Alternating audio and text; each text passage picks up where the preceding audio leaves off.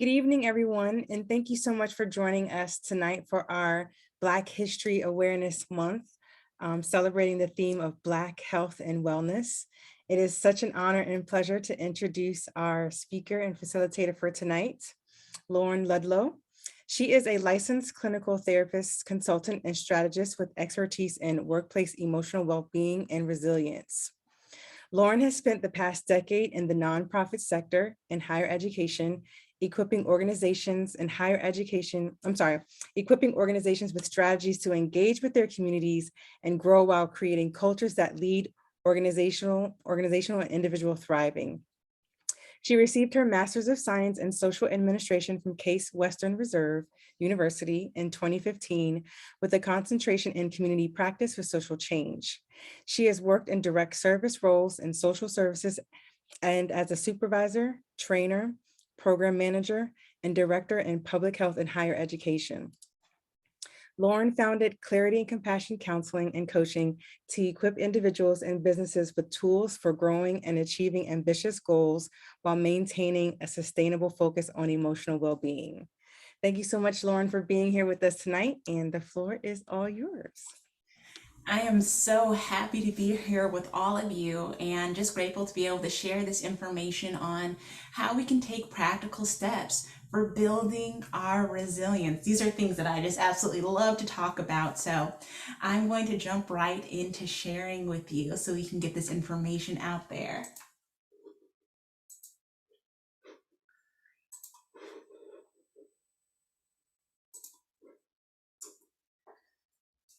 So the focus of our time together this evening is going to be on how do we build resilience as a skill. And before we dive into it, just a little bit more about me. I have been working in the field of just emotional well-being for the past decade because I love to see organizations really create environments that are conducive to our well-being, right? Because well-being and emotional well-being, it is an individual journey and an individual endeavor, but it's also a communal one, something that we do with family, with friends, and hopefully in our workplaces as well.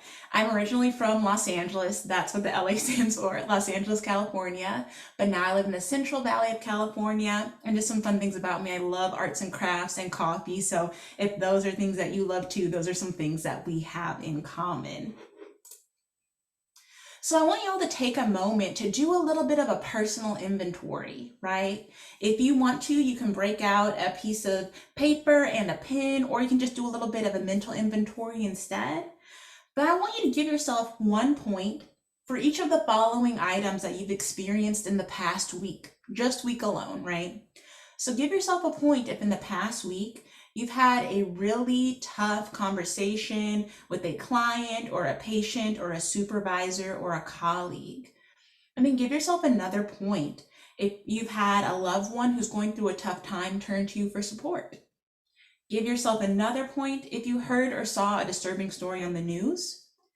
Give yourself another point if you lived and existed during a pandemic, right? Give yourself a point if you directly experienced, heard about someone experiencing, or witnessed someone experiencing an incident of oppression. Give yourself another point if you experienced something that reminded you of a painful memory. And last, give yourself a point if you made a mistake that you found embarrassing, or even on the more extreme side, you maybe even found it humiliating. Now, I just want you to take a second at your points, or think about your points if you've been keeping tally mentally.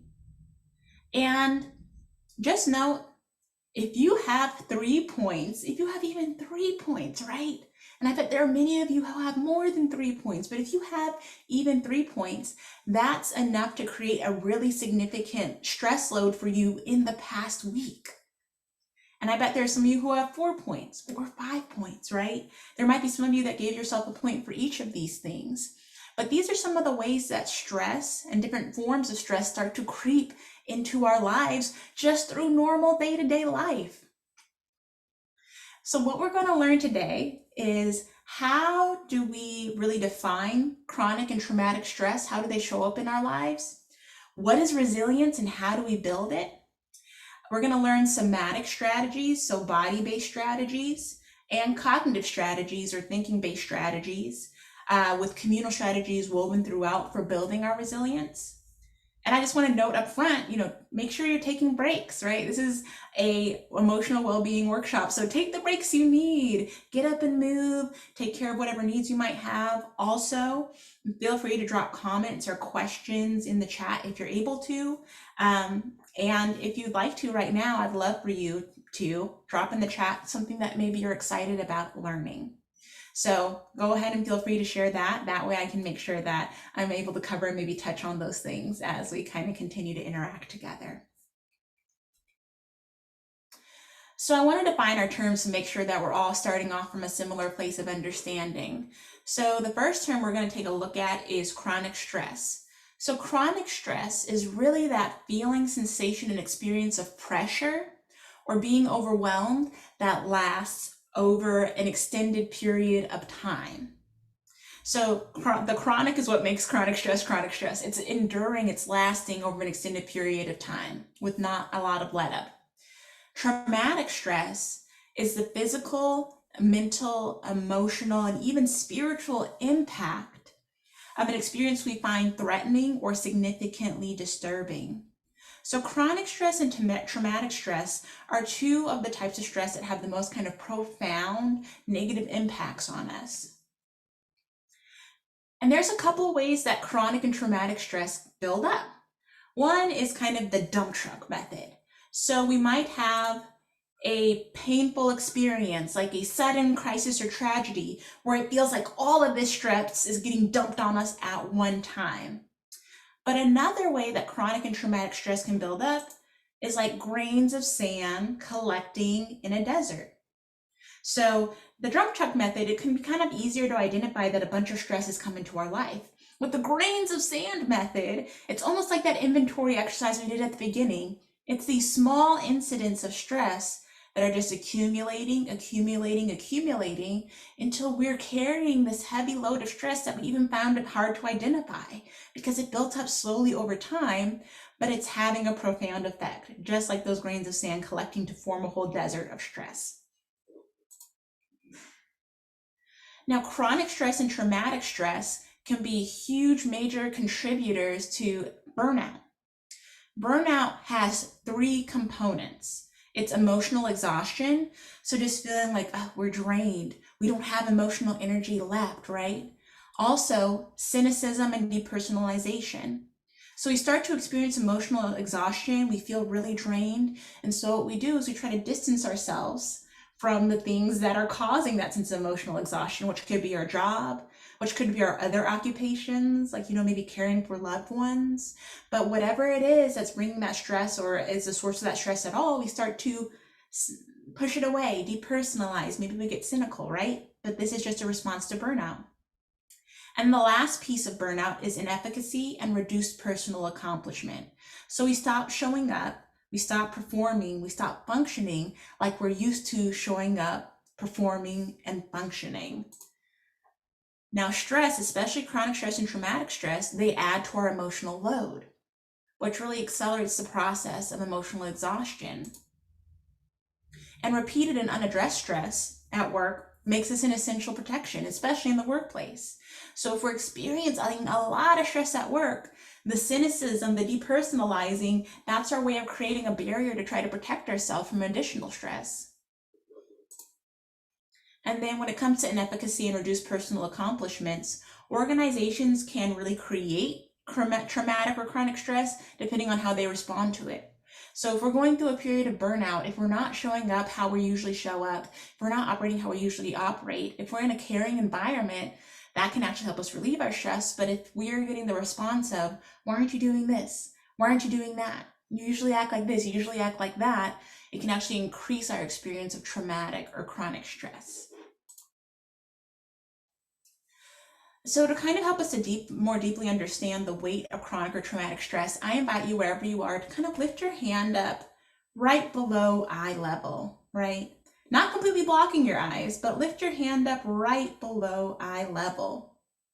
And I want you to think of your hand as representing chronic or traumatic stress. Now, if you were to, keeping your hand up, walk around all day like this, you'd still be able to function. You'd still be able to get some things done, but it would really get in the way of doing things the way you usually do them. It would be distracting.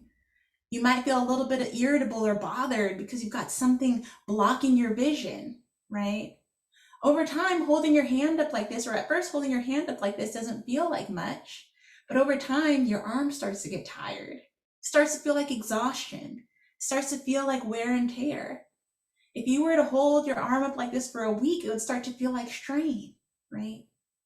So if we imagine this kind of being like chronic stress, yeah, we're still able, or traumatic stress, we're still able to function, but we just maybe aren't feeling like ourselves. We're experiencing some things like distractibility, trouble focusing, irritability and anger, sadness and depression, stress and anxiety, withdrawing, cynicism, and atypical performance. Now I want you to go ahead and put your hand down, right? Rest it on a surface near you. Now, in this scenario, the stress is still there. Your hand is still there. It's still present. We didn't get rid of it. But with resilience, our goal is to kind of give you the space, give you the practices that even though the stresses are occurring, you're able to put them down. You're able to set them, allow them to be, but they don't feel like they're blocking, right? They don't feel like they're affecting our vision. They don't feel like we're carrying the strain. It's present, but we're not feeling the weight of it as much. That's really our goal with building our resilience, right? So the alternative to just walking around and living constantly with this sense of traumatic and chronic stress is building our resilience. And resilience is really our ability to recover, to bounce back, and even to grow after exposure to stress. So think of resilience as being almost like the rubber bands that we see pictured here. Stressors come and they might stretch us and they might kind of pull us out of shape for a while, but afterwards we're able to come back to a sense of peace, to a sense of steadiness, and even grow, create new space and find new skills after being exposed to stressors instead of just feeling like we're just stretched permanently. That's our goal with building resilience.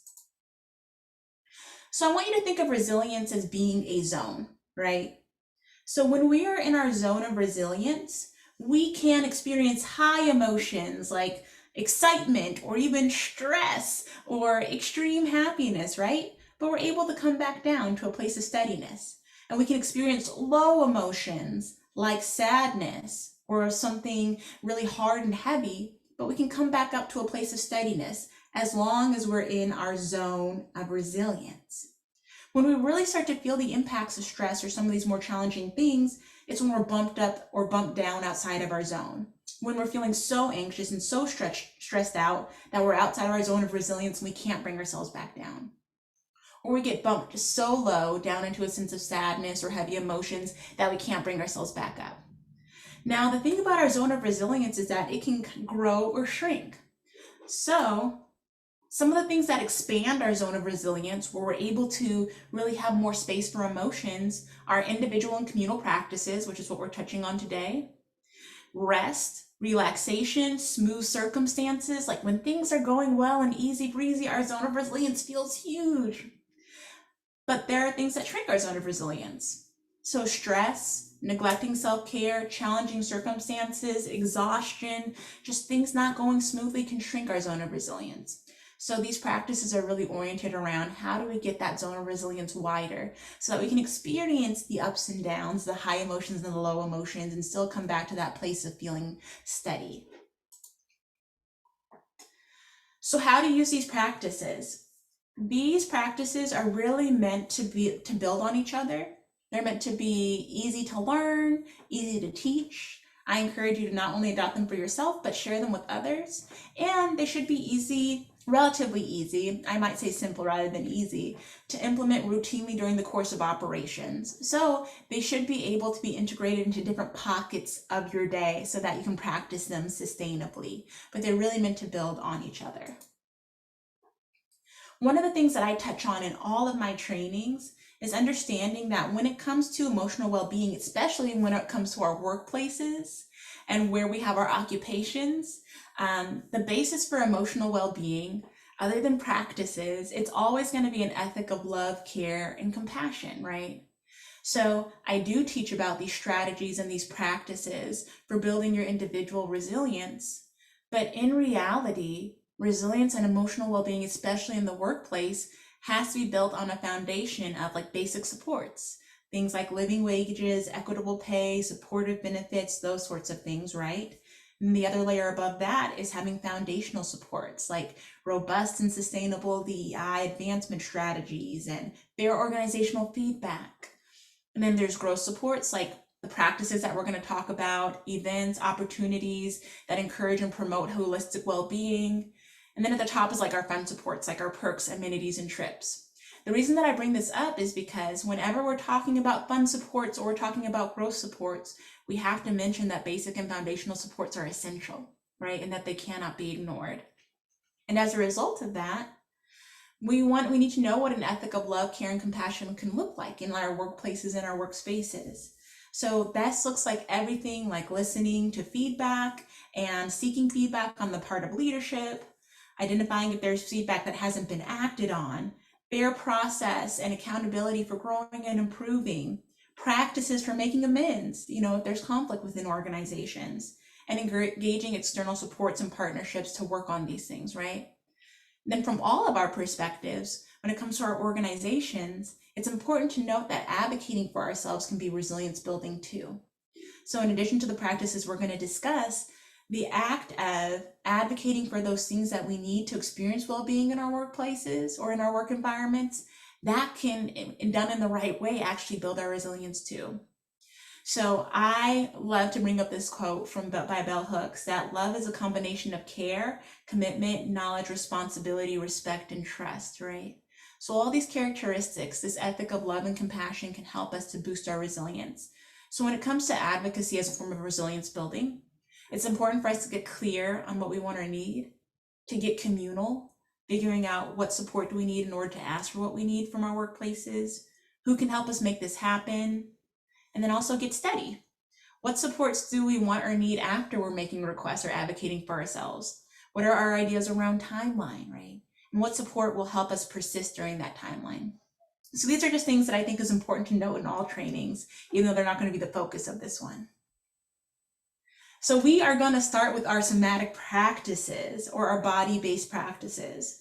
And the reason why we start with somatic practices is that when it comes to processing stress, our bodies always lead the way anyway. I don't know if you can relate to this experience, but sometimes we'll try to do something like, ooh, I'm stressed out, maybe I should journal, or maybe I should meditate, or maybe I should do one of the millions of things I know are good coping strategies, but I just can't get myself settled down. I can't make myself do it. I can't just get to a space where I'm able to do the journaling, where I'm able to do the meditating. Typically that's because we haven't addressed just regulating our bodies and regulating our nervous systems first. The body is always going to lead the way when it comes to how we process stress. So we're going to experience a few different practices together, and I highly recommend that you practice along with me, including breath work, movement, and pressure. So we're going to go over these practices, but we're also going to go into ways that you can incorporate them into your organizations or into your workday as well. And again, I highly encourage you to practice along so you can actually experience them as we discuss them. So breathwork is a great place to start because it is simple. Our breath is always with us, no matter where we are, if we're in the car, if we're in the office, if we're at home, wherever we are, our breath is always there as a tool that we can use in order to regulate our nervous systems. And breathwork is one of the most tried, true, and tested methods of reducing stress in the moment. So I'm going to show you a few different techniques that you can use for breathwork. If you're new to breathing techniques and exercises, this is what I always recommend. To get used to what it feels like to take a deep breath, you can simply take your hand, put it on your stomach, and as you breathe in, let your stomach expand like a balloon, right? That's how you know that, you're letting that diaphragm down and taking that deep breath. And then as you exhale, you feel it kind of shrinking down like that balloon is letting all the air out. So the first technique we're going to start with is square breathing. And it's called square breathing because we're going to breathe in for 4, we're going to hold for 4, we're going to breathe out for 4, and we're going to hold for 4.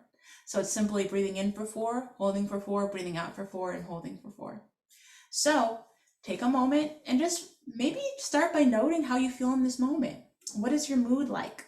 What does your energy feel like? Are you feeling calm, restless, thinking about your day, or really easily present in the moment? Just take a note of where you're at. Then I invite you to, along with my count, try out square breathing with me. So we're going to inhale for 4.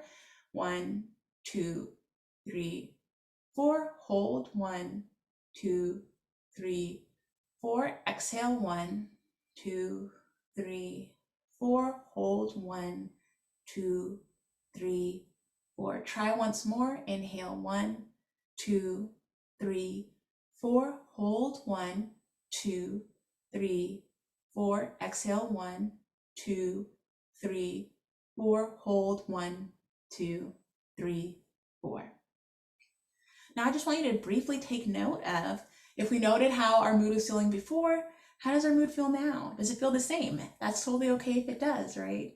Does it feel any different? Just notice any shifts that have taken place.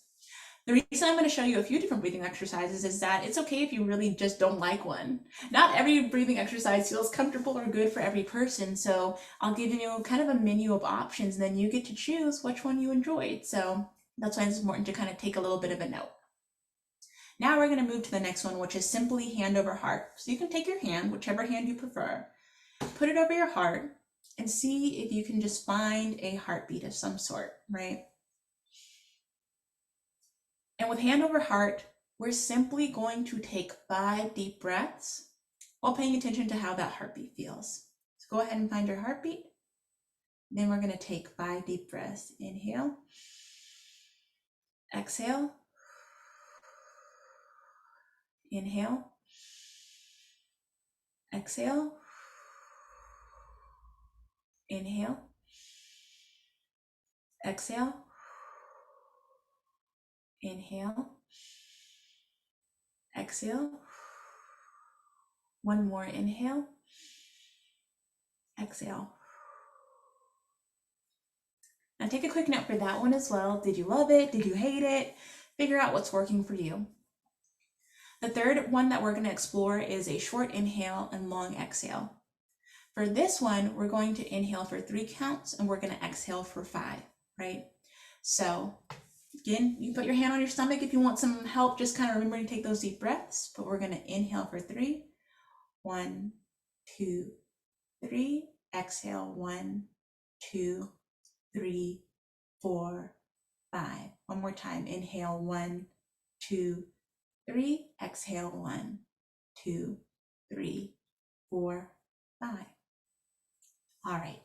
Now we're going to go to our last breathing exercise, and this one involves a little bit of coordination, which is why it can be actually a really good exercise for when you're in a more acute state of stress. So if you're feeling particularly anxious, you're feeling particularly stressed out, this alternate nostril breathing can be a great tool to use because it does involve a little bit of coordination.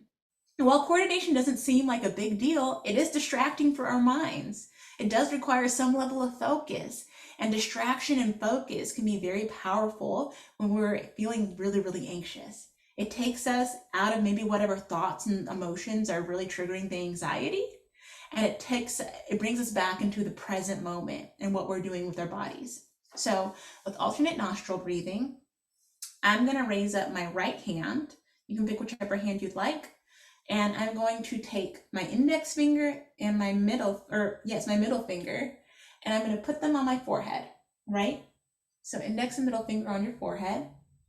You're going to let your thumb rest on one nostril and your ring finger rest on your other nostril, just lightly resting. So what we're going to do is we're going to press down with our thumb and then inhale. Press down with your ring finger, lift your thumb, and exhale. Then we're going to inhale. Press down with the thumb, lift your ring finger, and exhale. So we're going to inhale, switch, exhale, inhale, switch, exhale. And just proceed to switch back and forth. So again, noting that one takes a little bit of coordination, a little bit of practice. If you forget, feel free to watch a little YouTube video on it because then you can remember. But note which one of those felt good. Which one of those is something that you might like to do again. Square breathing, hand over heart, long or short inhale, long exhale, or your alternate nostril breathing. One of the ways that we can incorporate this practice communally is doing a breathing exercise before, after, or during meetings. This can help us to be able to normalize within our organizations using breathing, and it can remind other team members like, hey, this is something that's actually available for you, and normalize it as something that we do, right, in our different workspaces. Another kind of fun, another set of fun ideas is you can make essential oil rollers, which are like those vials of essential oil with a little bowl at the top, as a fun way of remembering to breathe, right, with a scent, or using breathing straws as a giveaway, or for a team building activity. Or I highly recommend breathing exercises before negotiations or conflict. So if you're going into a setting where you anticipate that there's going to be some stress from the way that you're going to have to communicate with people, highly recommend using your breath work before that, right? Movement, right? So I want you to take another second and we're going to do an assessment of your typical workspace. So the typical place where you do your working, whether that is a home office, whether that is a university campus, or it is a hospital, or it is an office building, or wherever it is, think about the place that you usually do most of your work. So what is the closest, pleasant, safe, enjoyable outdoor space, right? Where is that for you? Maybe it's your backyard if you are working from home, or maybe it is a park near an office, or maybe it's a sidewalk, in front of a building. But where's the closest, pleasant, safe, enjoyable outdoor space? How long does it take you to get there? Is it really close and easy to get to, or is it a little bit farther? How many days of the year is the weather conducive to going outside? And then last, how available is an indoor space where you can move freely without worrying about being seen? So if you do work in an office or in one of those sorts of settings, is there an indoor space around that you can think of where you can move around without worrying about being seen? The reason why we're asking these questions is because movement is a very, very powerful tool for building our resilience and helping us to address traumatic stress and chronic stress. One of the biggest barriers to movement sometimes is not knowing what space we have available to do it in. So simply the practice of mentally designating what's an indoor space and what's an outdoor space where I can move, it can be a really great way to remove at least one of those barriers. So this is a quote from the book Burnout, The Secret to Unlocking the Stress Cycle by Emily Nagoski and Amelia Nagoski, which I highly recommend.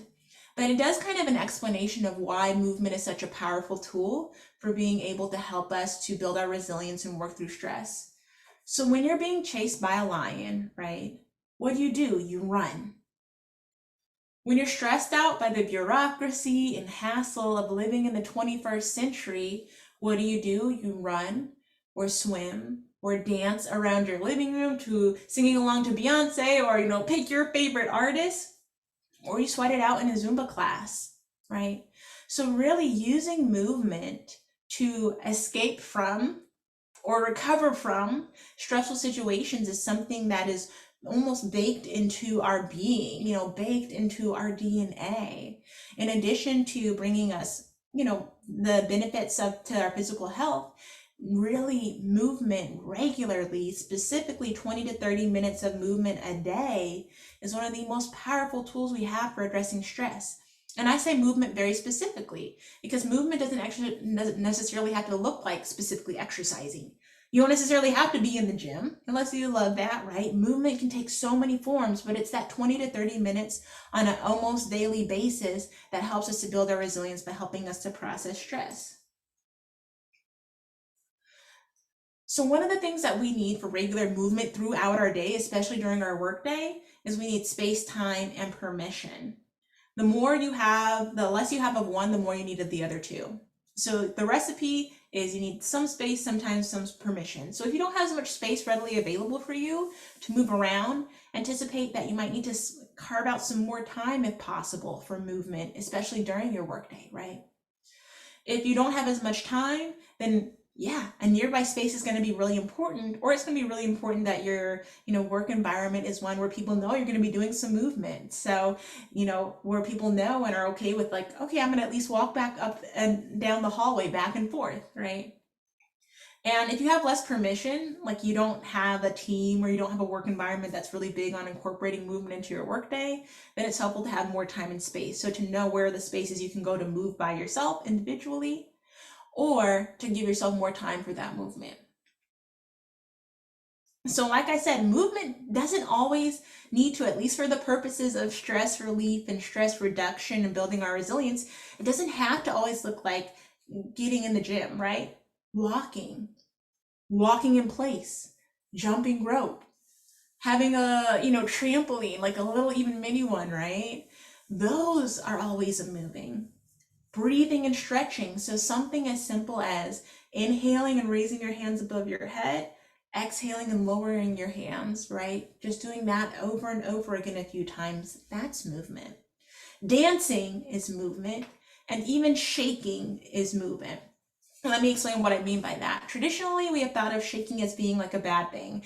I don't know if you had the experience ever when you were like younger or maybe even older and like you're bouncing your leg up and down and someone puts their hand on your knee, like, okay, stop, right? We thought, oh my gosh, this person's shaking. They must be in such great distress. But there is research now that indicates that shaking is actually a way for our body to release muscular tension and to also burn off kind of excess adrenaline. So shaking is more likely a sign that we are kind of coming down or starting to release some stress rather than necessarily always being in the throes of stress. So even intentionally taking some time to shake, right? To shake, to do some movement that feels like shaking can be a way of engaging in movement too. If you love the gym and the gym is your thing, then go right for it. I love that for you. But these are all wonderful ways to still being able to engage in movement as well. The dancing, the breathing, and the stretching, the walking. And for dancing, I mean, I highly recommend that as a form of movement because of the incorporation of music. Music has a very powerful impact on our mood, right? So because of that, if you can incorporate music into your movement, it makes it almost, I can't say a specific number, but almost like doubly powerful in that way. So I would like to invite you kind of to experiment with me. Most of y'all have your cameras off, so this is good. I want you to experiment with what it would feel like to move for 30 minutes or 30 seconds right now. I would love to give you 30 minutes, but we don't have that kind of time. But I'm going to set my timer. I want you to just take a second, note your mood, note how you're feeling, note how you're doing in this moment. And then we're going to take 30 seconds to move starting now. I'll let you know when the time is done. So do 30 seconds of whatever movement you like. It can be breathing, inhaling, exhaling. It can be dancing, walking in place.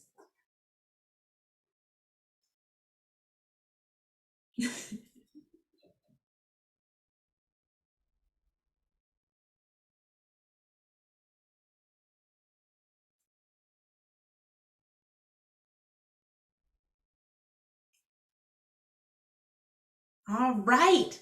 And 30 seconds is over. I love the moves. Amazing. 30 seconds is over just like that. So observe, did it shift your energy? Did that change anything for you? Do you notice any changes or shifts in the way that you're feeling kind of in the present moment? See and notice how that kind of felt for you. How was it, right? How was it for you? And you're free to just answer that question for yourself or drop it in the chat. Let us know how you moved. Let us know how it felt for you. What was that movement like for you? I invite you to share that with each other. And also can give someone else some inspiration as far as different ways that they can start to move as well. So here are some of the most important things if you want to encourage movement, incorporate movement throughout your day. We already kind of addressed this, but room set aside for movement. Where are you going to go? Where is going to be your space? What is going to be your go-to location, for engaging in movement? Number 2, incentivize. How do you incentivize yourself to move, right? For some people, it can be something like a feel-good playlist. I love Burna Boy, yes. But for some people, it could feel like it could be a feel-good playlist. And so you're incentivized to move because you're like, I want to hear my playlist. For some people, it could be they need a new pair of walking shoes. And so if they get that new pair of walking shoes, they're going to be more likely to walk. But how can you incentivize movement for yourself? Third thing is incorporating movement like dancing or games into celebrations or regular meetings or gatherings. So if you're having a meeting, if you're having a gathering, if you're meeting up with a colleague, being like, can this be something where we walk and meet? Can we take a second to just do a little shake break before we move into the things we want to talk about, right? And if possible, plan additional time into your breaks or request additional time for movement if you're in an environment where you need to request it, right? Sometimes some of us aren't even taking our typical breaks throughout the day. It can be very easy to sit down at your computer or be out, with colleagues, working with clients, working with patients, and not even ever kind of leave that work mode. So specifically saying, yeah, I'm going to take my 10-minute, I'm going to take my 15-minute break, and I'm going to use that to move. And even up to scheduling it can be a really powerful way of making sure that you are encouraging movement and that you're moving throughout your day. So if you'd like to share in the group chat, let us know, what is your favorite way of moving? We already got one, so dancing, that's a great one. But what is your favorite way of moving if you'd like to share? The third somatic practice we're going to explore is practices that involve pressure, right? So the reason why pressure practices are really can be a really valuable way of engaging in somatic practices is because stress affects our sense of proprioception and interoception. So when we're stressed out, it really impacts our ability to know, where is our body in space? What are our limbs doing? Like, what's going on with us? I don't know if you've had this experience, but I've had people share with me things like, yeah, I'm always tripping over stuff when I'm anxious, or like when I'm stressed out. I'm always bumping into walls, right? Stress, because it has this significant impact on our brain, affects our ability to know where our body is in space, our proprioception and interoception. Pressure practices help us to reestablish and reconnect to exactly where our body is in space at any given time. So by incorporating pressure practices where we're like reminding our bodies almost, or reminding our brains, okay, this is where you are, this is where my hands are, this is where my feet are, this is where my legs are. So of course there are pressure practices you can do with other people. Hugging someone is a great way of really relieving stress and building up your resilience, but there are also pressure practices that you can do by yourself. So the first one is pressing the wall. I'm gonna have you imagine that there's a wall right by me. It kind of looks like it from my camera. With pressing the wall, all we do is, you can do it sitting or standing, but you put your hands flat against the wall in front of you, and then you lean forward and you press as hard as is comfortable. We don't want anyone hurting themselves or feeling badly afterwards, but you put your hands flat against the wall and you press against the wall as hard as is comfortable, right? So having that solid, structure of the wall beneath you gives you that sense of where your body is in space. And you can use this also as a moment to take a few deep breaths. So maybe 30 seconds, 20 seconds, press against the wall, and then take your deep breaths. Another pressure practice that can help us to address and relieve our stress is a self-hug. So if you don't have someone else to hug, simply taking a moment to wrap your arms around yourself and then applying pressure, giving a squeeze as hard as is comfortable again, and paying close attention to the sensation of, what do your hands feel like against your arms? What do your hands feel like against your shoulders, right? And taking a moment here again to take some breaths. And the last pressure practice is what I like to call prayer hands, because it looks like the prayer hands emoji. But this one, again, is very simple. It involves you put your hands together like the prayer hands emoji, and then you press them together as hard as is comfortable. And again, with most of these pressure practices, it's not how hard we press that makes a difference. It's paying attention to, what do your hands feel like against each other? Where do you feel more pressure? Where do you feel less pressure? Where do you experience the same sensation more or less? Really tuning in and paying close attention to what that pressure feels like, right? The great thing about pressure practices is that they're kind of like breath work. They're readily available to us. So after a stressful meeting, after a stressful interaction with a colleague or a patient or an administrator or something like that, do a press against the wall. Press as hard as is comfortable for 30 seconds and breathe. Or if you know you're about to go into a stressful situation or one that triggers stress for you, do a self hug. Hold on to yourself. Feel the pressure against your arms for a moment, right? Same thing with prayer hands. You can use these before stressful situations or after to help you to kind of break up that stress so it doesn't accumulate like those grains of sand we talked about earlier. So next we're going to dive into our cognitive strategies. Like we said, we addressed the somatic strategies because it's important to regulate our bodies first so that we can engage in these mental strategies, these thinking strategies for being able to build our resilience as well.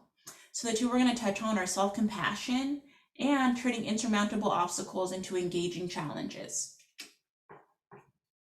So I want to note this. The two groups I know have the toughest time with self-compassion are people who are in different helping or supportive professions and high achievers. Because I say the word self-compassion and people in some of those kind of categories start to think, I'm the exception. Something like self-compassion doesn't sound like it's for me because if I mess up and I don't press for perfection, other people will suffer. I can't mess up in my work. I can't mess up in my life because other people are going to suffer. So self-compassion sounds like me letting myself off the hook. So no, right? Or I have had to push myself to get here. Maybe some of you have had to work really hard and really learn to push yourself hard in order to get to the place where you are in life. And the third thing is I'm accountable for my actions. If I have compassion for myself, that sounds like me not being accountable for my actions. Here's where self-compassion actually helps with all those things. So self-compassion allows us to reflectively assess our shortcomings with a growth mindset. Self-compassion also allows us to kind of address or remove the shame that keeps us from taking accountability. Real accountability is being able to say, okay, maybe, I messed up in this situation. If I'm caught up in shame, oh my gosh, I messed up. I'm so upset about it. I can't even think. But with self-compassion, we can say I messed up. I'm a human being and I'm going to learn from this, right? The third thing is that self-compassion is really essential to a high reliability culture. So if you work in a culture that identifies itself as high reliability, self-compassion is an essential part of being able to recognize mistakes and own them, or recognize painful experiences and own them without diving so deep into shame that you can't come out and learn and grow from them. So again, with our self-hug, according to Dr. Kristen Neff, who's one of the kind of leading researchers and thinkers in the area of self-compassion, it has 3 parts. So it's choosing self-kindness over self-judgment. So in moments where we're experiencing pain, and pain can be embarrassment, it can be sadness, it could be anger, it could be frustration, it can be confusion. In moments when we're experiencing pain, we choose to speak to and treat ourselves kindly like we would a friend, like we would a loved one, instead of judging ourselves. The second part is common humanity versus isolation. So when we are in moments of pain, when we're in moments of stress, when we're in moments of sadness, it's easy to feel like we are the only people in the world experiencing these feelings. Self-compassion calls us to recognize that all human beings go through pain, that we're not alone in our pain, that we're not bad because we're experiencing pain or have made a mistake, that it's actually part of our all being human. Then the third piece of self-compassion is mindfulness over identification. So mindfulness is being able to recognize that our thoughts are thoughts, that our feelings are feelings, and that our thoughts and feelings are not always an accurate picture of reality. In moments of pain, it can feel like, oh my goodness, all these terrible thoughts that are popping into my head, the world is ending, all these sorts of things are the reality. But mindfulness calls us to recognize that our thoughts and feelings are coming up, they're there, but they're not always an accurate picture of reality. So we really want to bring ourselves back to the present moment and what's happening here and now. So how do we do that? That's the good question. One practice that can help us to build our self-compassion and to be able to practice it more regularly is called the self-compassion break. Self-compassion break has 3 parts. First is acknowledging that pain is happening. So if you've made a mistake, if you're angry, if you're stressed, if you're sad, it can be difficult to, in the moment, recognize that there is pain happening. That's where mindfulness comes in. It's being aware that the pain is happening. So when you become aware that there is some sort of pain, acknowledging it, saying out loud or in your mind, ouch, this hurts, or this is a moment of pain, whatever feels natural to you. So after you acknowledge the pain, ouch, this hurts, this is a moment of pain. Second, we connect to our common humanity, saying out loud or to ourselves, all humans go through pain, or all living things experience pain.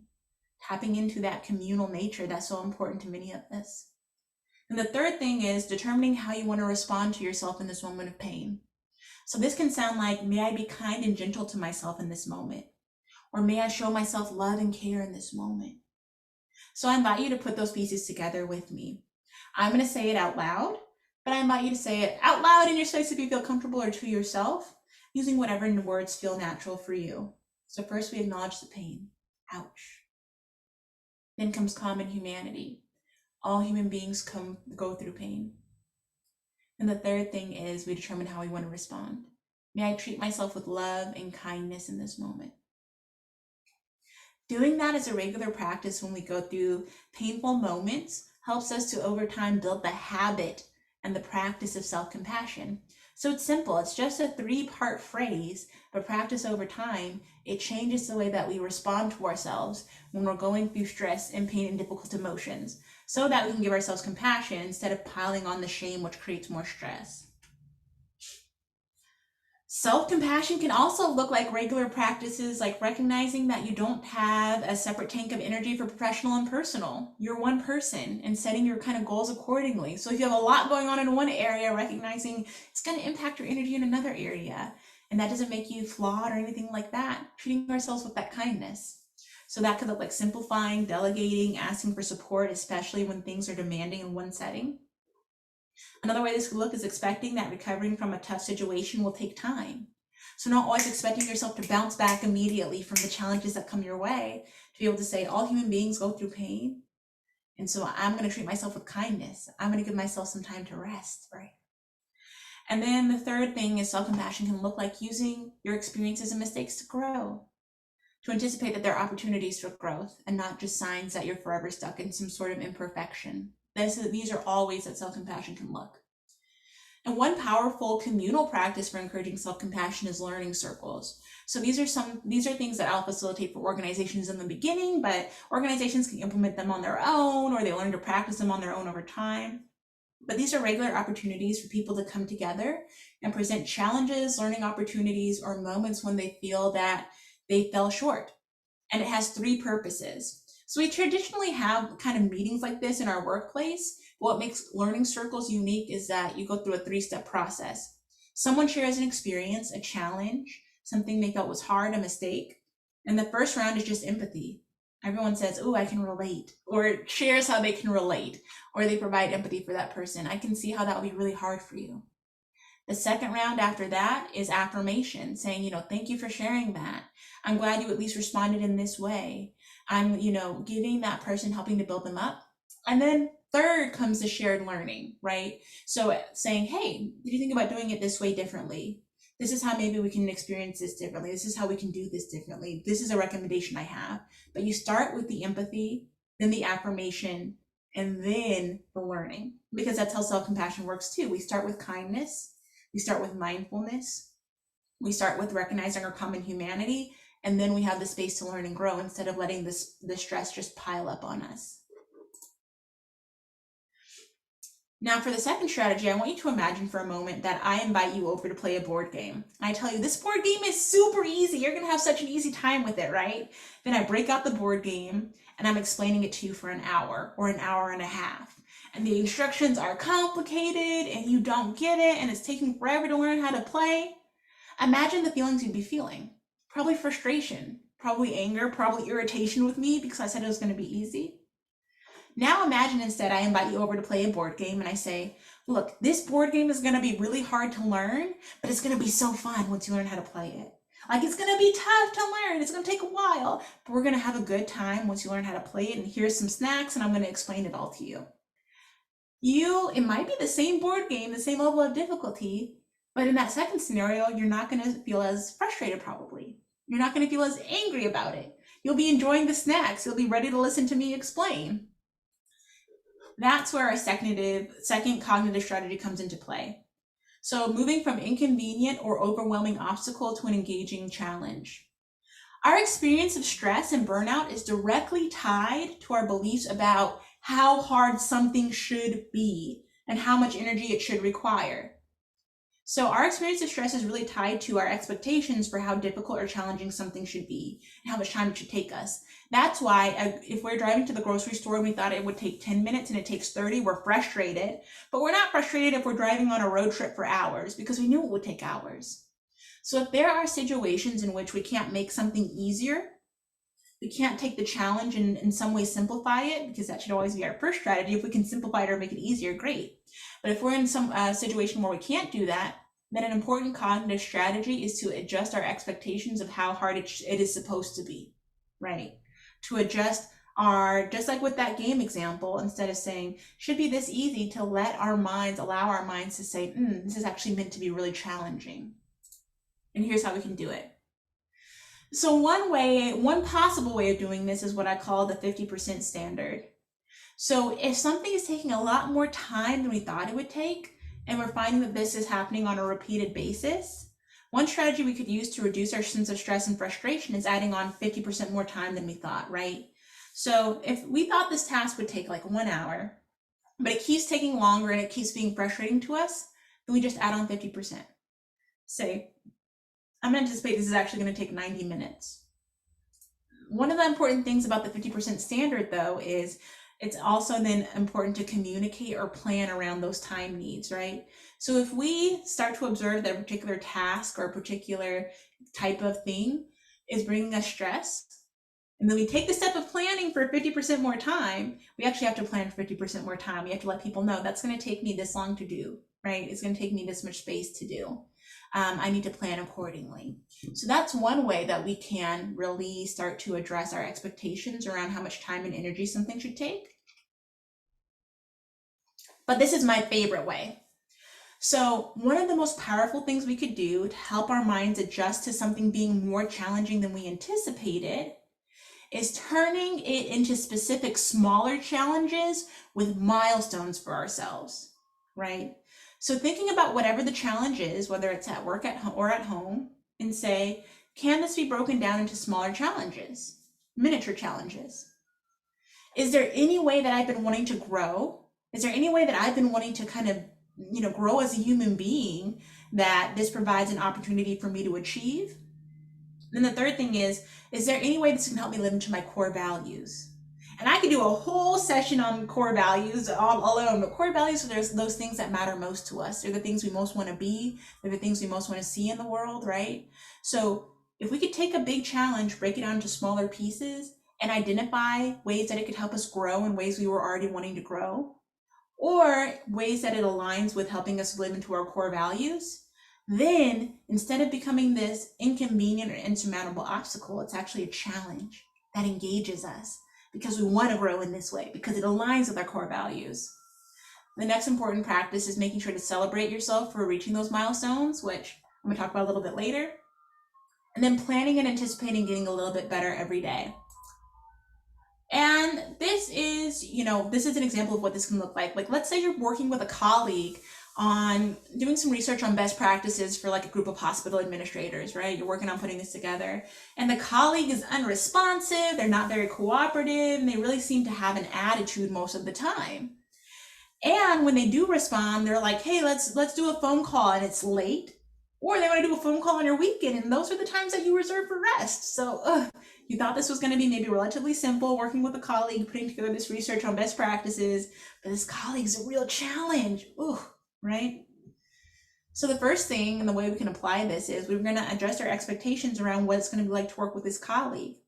Instead of staying in that place of stress and frustration and saying, I wish it was as easy as I thought it was going to be, saying, this is going to be more challenging than I thought. So if I think it's going to take this much energy, it's going to take more time and energy than I thought, and getting to a place of acceptance with that. The second thing is choose values aligned goals to work on. For example, have you been wanting to get better at setting boundaries? Or have you been wanting to get better at valuing your time? Have you been wanting to get better at engaging in conflict in ways that are assertive but really positive, right? If there are ways you've already been wanting to grow, this gives you the opportunity to grow, set those goals for yourself. So specifically, I'm going to go use this as a chance to grow in setting boundaries, because I'm not calling this person during my rest time. The third thing is maybe set up small milestones for putting the research together. So you thought it was going to be easy, get it done, but it's going to take more effort than you thought. So say, I'm going to get this piece together on this day, this piece together on that day, and this piece together on that day. It really helps our mind to be able to process the frustration and the stress differently. And the last thing is celebrate yourself for reaching those milestones. And this is key. So if you want to, in the group chat, I invite you again to share, like, what are your favorite ways or go-to ways of celebrating yourself, as I talk a little bit about celebrating yourself. So celebrating ourselves for reaching these milestones is one of the most positive cognitive strategies. Celebrating ourselves for reaching smaller milestones, because our brain is very responsive to reinforcement.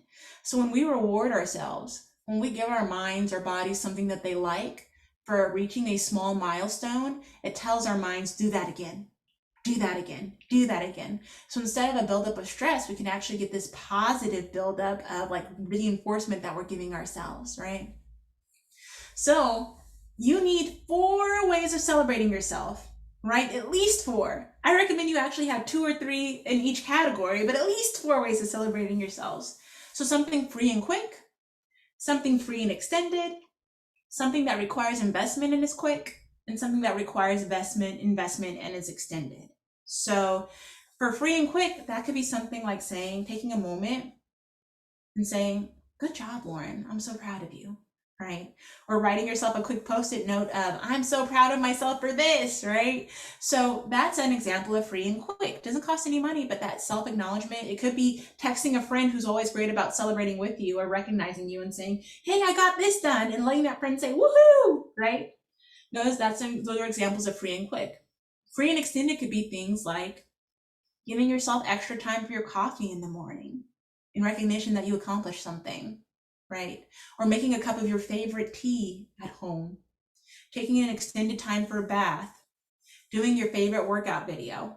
These are examples of things where it's like you could do it with things you have around your house, but it's more extended. The third thing is requires investment and quick. So that could be something quick, like, grabbing your favorite, grabbing a sweet green salad if you love sweet green or something like that, but something that requires investment, but it's quick, it's easy to do, like a grab and go lunch, or, getting yourself a sheet mask from Target and putting it on your face, whatever you want. And then there's require investment and extended. So this is where we get our, maybe a really nice dinner, a vacation, a retreat. The reason why we need all these 4 levels is because I want you to, if you do nothing else, walk away knowing that celebrating yourself is a resilience building practice. It's not meant to be an exception. So it's not meant to be only for times when you are doing something exceptional. Like celebrating yourself should be a practice, something that you do regularly, daily, weekly. Your mind needs that positive reinforcement to counteract the effects of the way that stress builds up on us. Like, we need celebration. We need to celebrate ourselves. We need to invite others into that celebratory practice, right? We need to celebrate each other, because that is such a powerful way of, like, stress tells our brains, stay away from these things. Don't engage with these challenges. Stay far, far, far away from these things that can be stressors. But celebration gives our brains that opposite positive reinforcement to say, it was challenging, but you did it, and I'm proud of you. It was challenging, but look, you have communities to support you who's celebrating you. It was challenging, but I recognize your victories here, right? So celebration, shift from thinking of it as an exception to a practice, something that you do regularly, something that you invite into your life regularly, right? So I do want to invite you to a few different ways of connecting with me, and I did want to I'm going to leave some time for questions at the end as well. But if you enjoyed this workshop, if you just love learning about these sorts of things, there are lots of ways you can connect with me. So one is I invite you to share feedback with me. I just dropped in the chat a Google form that you can use to just give me your feedback on what you thought of this workshop, right? You can follow me on Instagram at Clarity and Compassion. I post there regularly, and I love to share just inspiring and uplifting things. You can check out my website, www.claritycompassion.com. And then you can email me at lauren@claritycompassion.com as well. If you're interested in getting in my on my email list, or interested in just finding out more, if you have questions about these things, if this sparked a thought for you, these are all wonderful ways that we can connect. And I just love connecting with folks. So I invite you to reach out to me in any of these ways. And I did want to leave some time at the end for questions because I know this is so much information. But before I do, just like to quickly recap, if you take away nothing else from today, right? Remembering that when we're in times of stress and we need to build up our resilience, start with our somatic practices, start with our breath work and our breathing, right? Think about how we can use pressure, whether it's prayer hands or pressing the walls or a self hug, making time for 20 to 30 minutes of movement a day, and hopefully incorporating it throughout your day. Make a feel good playlist right after you get off of here, right? And choose to dance to it a few times throughout your day. Also, celebration is a practice, and make it a practice, something that you do regularly. Yeah. And that you do with others, that you invite others into it as well. And for your cognitive strategies, lean into self-compassion and recognize that it goes hand in hand with accountability and growing. It's not contrary to it, right? But I invite you to, right after you get off of here, share with someone what you've learned. Ask them for support, ask them for accountability, ask them for that help in building your resilience, because it's always better when we do these things together. But that is everything that I have for y'all. I leave space for questions, but also I leave space for wrapping this up, whatever we need to do.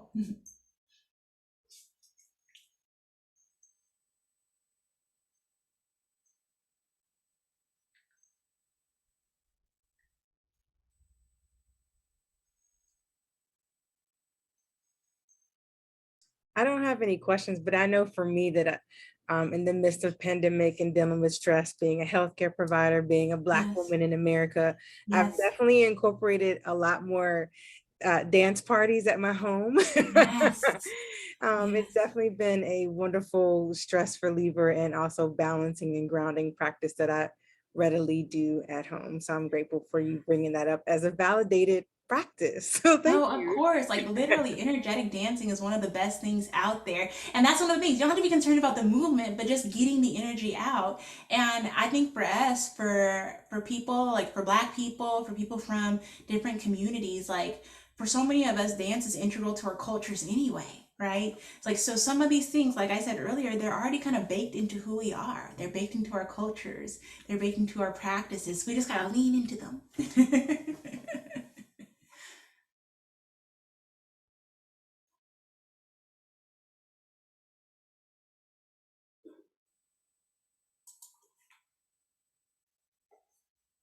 We got a quiet group, but someone mentioned in the chat, this was such an excellent presentation. Thank you. Oh, Your passion is inspiring, and I've learned a lot new ways to build resilience. oh, good. Thanks Thank for a you. fantastic presentation.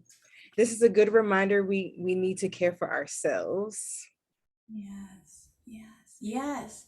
And thank you all for being here. Thank you all for the work you do. Like, if there's any way that I can be of support to you, whether that's in my training or my therapeutic or life coaching or whatever capacity, don't hesitate to reach out, because I mean, it's valuable. You're valuable, all these sorts of things. So thank you.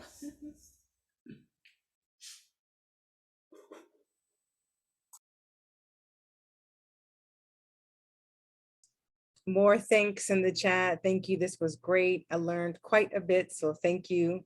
You make resilience seem like fun. Great presentation.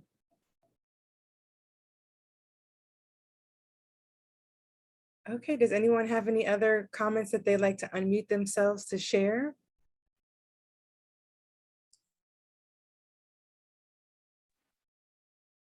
Hi, everyone. This is Yvette. I just want to say thank you, Dr. McCamey, for creating the space for us tonight to be able to hear about this at such a very important time in nurses' lives, but especially in Black nurses. And as we continue to celebrate Black History Month, I just want to acknowledge you and say thank you. It's an honor.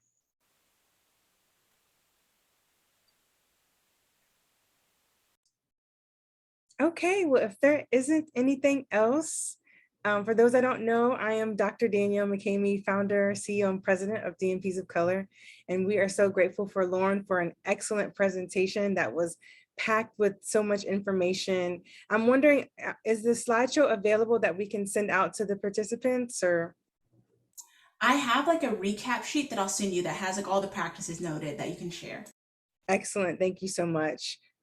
like Dr. Conyer said, this is an important topic and great reminder for us to take care of ourselves, especially the communities we represent and the respective practices and places that we are engaging and providing services. So thank you all for spending your Tuesday evening with us. This presentation is recorded and it will be uploaded to our YouTube channel, and I'll send out the link later with the recap information from Lauren's presentation. But just before we close, I just wanted to bring to your attention, we have some upcoming events. Tomorrow and Thursday, we will be hosting a discussion around the National Commission to Address Racism in Nursing Foundational Report. This is a lively discussion around this report that was put together to discuss how racism exists in nursing. So we invite you to come out to those presentations. And then also in March, we'll be hosting a presentation on men in doctoral nursing practice, exploring the experiences of men in nursing. And so with that, we ask that you check us out on our website, www.dnpsofcolor.org. We're on all the major social media outlets, and our handle is @DNPsofColor. And we are so grateful for your time, and thank you, and have a wonderful night.